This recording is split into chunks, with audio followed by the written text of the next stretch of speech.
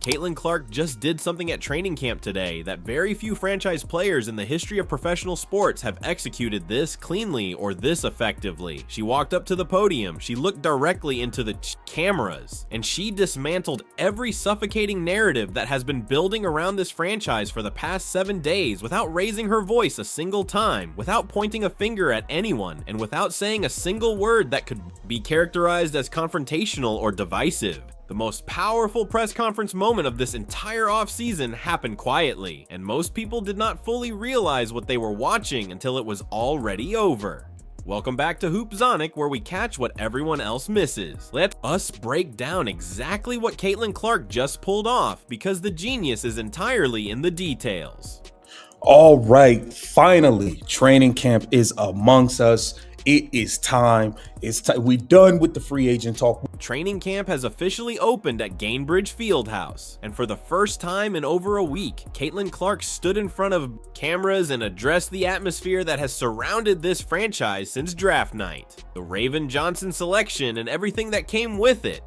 The offensive scheme questions, the off-ball comments from the coaching staff, the load management discussions, the playing time concerns, the ticket boycott conversations spreading through the fan base, the visible and significant disconnect between the front office's public messaging and the expectations of the people who financially support this organization. All of it was sitting in that room when Clark stepped to the microphone, and what she delivered was the most composed, most calculated, and most effective response a player in her position could have possibly constructed. She did not complain about anything. She did not direct criticism at anyone by name. She did not address the Johnson situation directly or engage with any specific element of the controversy that has dominated the conversation. She simply stood there with complete control and told the world she is healthy, she is ready, and she is absolutely not operating in a mode that requires anyone's permission to be fully and completely herself on a basketball court. And in doing so, she made every conversation about limiting her role and managing her usage look genuinely disconnected from the reality of who she is and what she is prepared to do this season. Time. We dealing with a lot of foolishness, though. We have to be aware the Raven Johnson situation made no sense. We have a front office that is showing consistent malpractice, but it is what it is. It is finally to fully appreciate what Clark accomplished. At that podium, you have to understand what the 7 days leading up to it actually looked like from an organizational messaging perspective. The Indiana Fever coaching staff and front office spent that entire period carefully and consistently constructing a specific public narrative. Raven Johnson was described as a true point guard. Clark was described as an on and off ball player capable of functioning in multiple offensive capacities. Stephanie White spoke at length about not giving Clark every available rep in practice. She used language around being smart, managing the types of repetitions Clark receives, and easing her back into full competitive load gradually.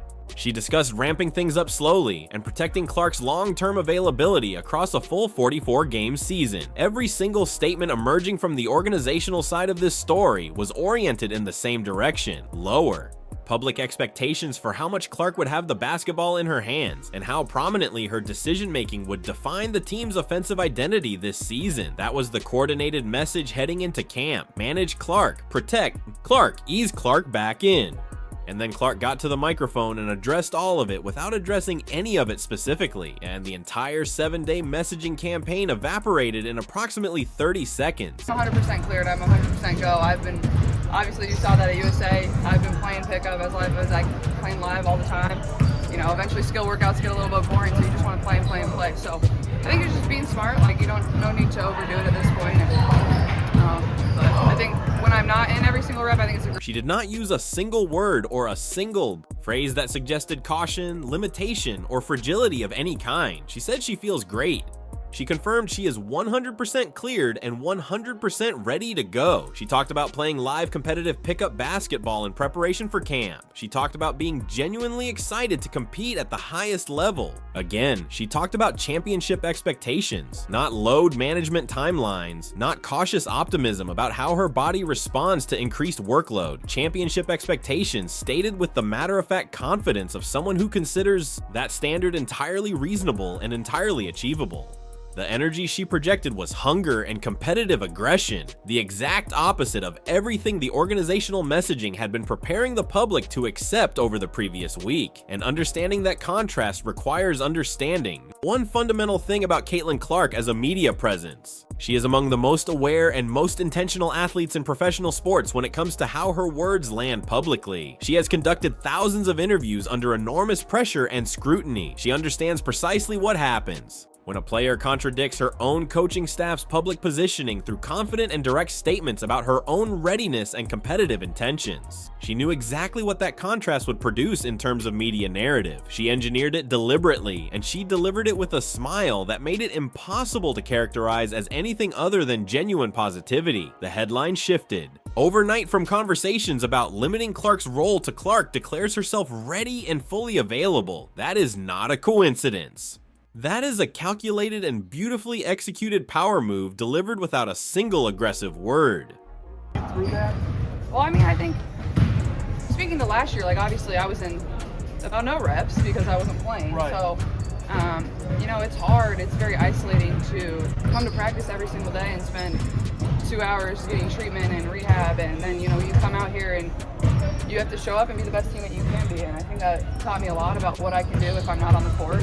But to understand the full weight of what Clark communicated, you also need to understand what last season actually cost her personally, and how that experience reshaped her relationship with competitive time on the floor. Clark spoke openly about how dark and isolating the injury period genuinely was. She described the specific experience of arriving at the practice facility every single day during rehabilitation, going through treatment and individual work for hours while her teammates prepared for games on the floor around her. The physical separation from the competitive environment. The mental challenge of maintaining connection and purpose while being unable to contribute through the thing that defines your professional identity. She missed 31 games. She sat on the sidelines in street clothes watching her team fight. Through a playoff run she could not be part of competitively, she watched Kelsey Mitchell absorb an enormous physical workload without the relief that Clark's presence would have provided. She watched the season end with the WNBA Finals just out of reach and could not do anything about it from where she was sitting. That kind of experience changes how a competitor thinks about time. It eliminates the casual relationship with practice, repetitions, and game minutes that players sometimes develop when they have always been healthy and available.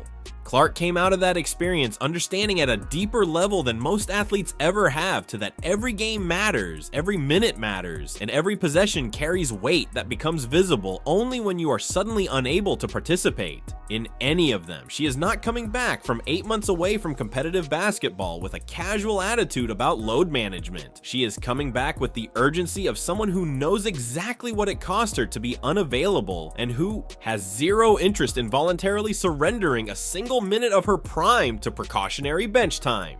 You think you've gained since kind of going through that whole not playing as much as you wanted to and getting back to the court? Yeah, well, I was talking to Steph a little bit, and I'm the person that doesn't want to sit out a single rep. Like, I want to be in there every single time. Like, I just love competing and I love playing, and none of that has changed. But I think just like being a little bit smarter with my body and understanding what it takes. And I think especially like through camp days, like these days are really long. Like, you're on the court 2.5, 3 hours, and Section 6, Clark stated it directly and without any diplomatic softening. She is the type of competitor who does not want to sit out a single repetition. She loves competing. She loves playing. She acknowledged the practical reality that a 4-game professional season requires intelligent physical management, and that she has developed a more sophisticated approach to pre-court preparation and body maintenance coming out of the experiences of last year. That acknowledgement was mature and professional and demonstrated genuine growth in how she thinks about sustaining herself across a long season. But the core message underneath the reasonable professional acknowledgments was unmistakable to anyone listening carefully.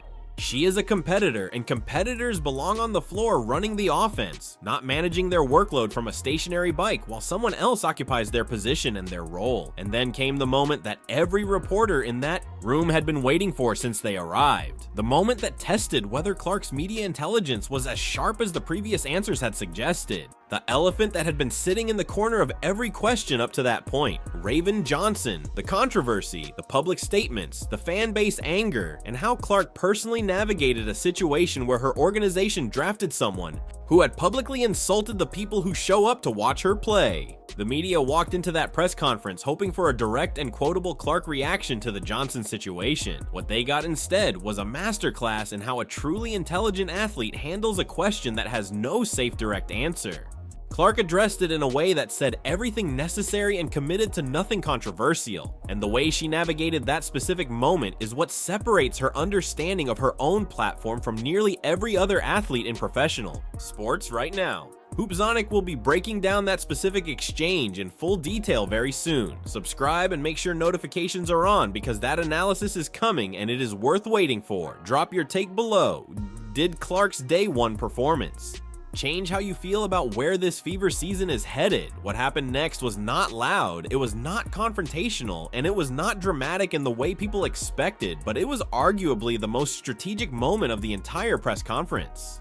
Caitlin Clark was given multiple opportunities to step directly into the Raven Johnson conversation, and she refused to take the bait every single time.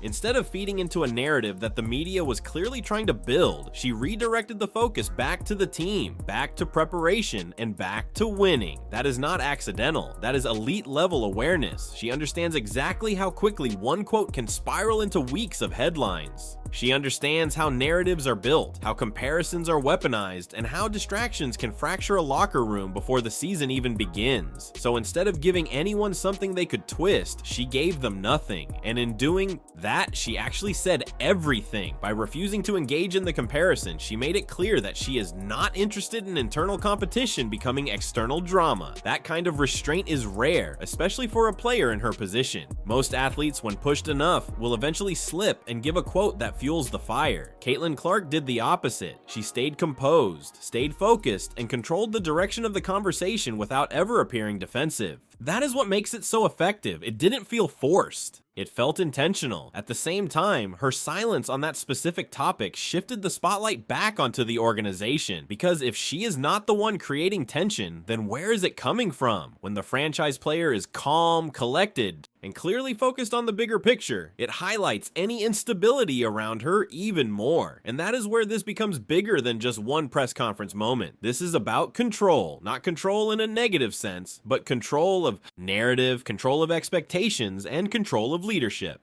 Caitlin Clark made it very clear without ever saying it outright that she is setting the tone for this team. She is deciding what matters, what gets attention, and what gets ignored. That is what franchise players do when they fully step into their role. Going forward, this moment will matter more than people realize, because now the standard has been set. The focus is on performance, on preparation, and on winning, not on controversy, not on comparisons, and not on internal debates about roles. And if that focus holds, it gives this team something they didn't fully have last season: clarity. In a room full of questions designed to pull her in different directions, Caitlin Clark chose one path and never stepped off of it. And in doing so, she didn't just avoid a headline, she redefined what the conversation around this team is going to be moving forward.